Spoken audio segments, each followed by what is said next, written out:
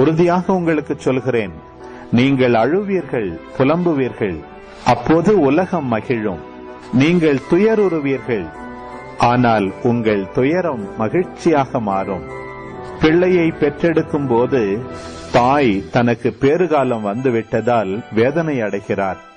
ஆனால் பிள்ளையை பெற்றெடுத்த பின்பு உலகில் ஒரு மனித உயிர் தோன்றியுள்ளது என்னும் மகிழ்ச்சியால் தம் வேதனையை அவர் மறந்து விடுகிறார்.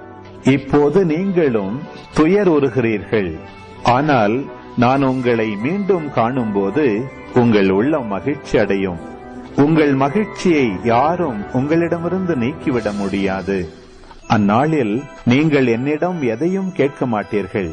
நீங்கள் என் பெயரால் தந்தையிடம் கேட்பதையெல்லாம் அவர் உங்களுக்கு தருவார் என உறுதியாக உங்களுக்கு சொல்கிறேன்.